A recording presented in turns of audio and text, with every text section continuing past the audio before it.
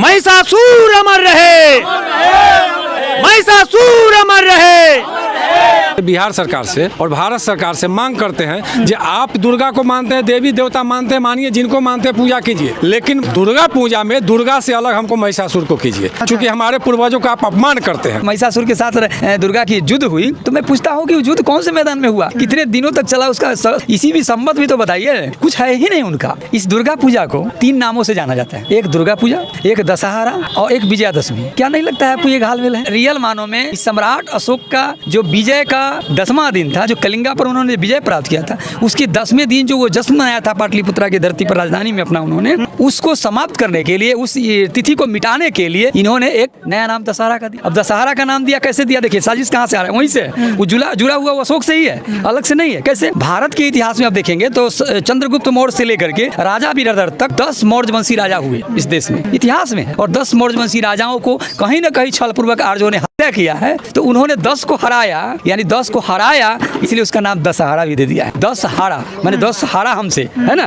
तो ये कैसा घालमेल आप समझ सकते हैं। बहुजन जो 85% है उसकी रक्षा के लिए महिषासुर राजा थे, हम लोगों को रक्षा करते थे, लेकिन मनुवादियों ने इनका साजिश के तहत कर उनको राक्षस घोषित कर दिया और एक डरावनी रूप काला कलूठा बना के, माने मूर्ति बना के हम लोग समाज को डरावनी बनाया और 10 हाथ वाली दुर्गा को माने देवी बना करके हमको मनुवादियों ने हमको गुलाम बना दिया, समाज को 85% समाज को। मेडिकल साइंस साबित किया आज तक कि 10 हाथ की महिला हो सकती है और बाघ पर चल सकती है, वैसे को दिखा करके, भय दे करके हमारे समाज को पीछे की ओर धकेल रहा है और मुट्ठी भर लोग राज कर रहा है। और ये सारे ग्रंथ लिखे गए हैं, चाहे दुर्गा सप्तशती हो, चाहे रामायण हो, गीता हो, महाभारत हो, सब बिरदर्थ के हत्या के बाद शुंग वंश में लिखा गया। जो शुंग वंश के जो राजा जो हुए, पहले राजा पुष्यमित्र शुंग, जिन्होंने बिरदर्थ की हत्या की, तो उन्होंने अपने राज में ही सारे ग्रंथों की रचना की। आपको जो वेद कहते हैं कि बहुत पुराना है, वेद तो 1460 में लिखित रूप में आया, उसके पहले तो श्रुति था, मुखे से बोलल चलता था, लिखित कहाँ था? ये सारा घालमेल है। महिषासुर जो महाराजा थे, राजा और चक्रवर्ती सम्राट अशोक थे, ये हम लोग का पूर्वज हैं और नागवंशी हम लोग हैं, तो नागवंशी के पूर्वज हैं। और इन्होंने जो लड़ाई लड़े, वो लड़ाई मनुवादियों से लड़े थे और इसलिए आज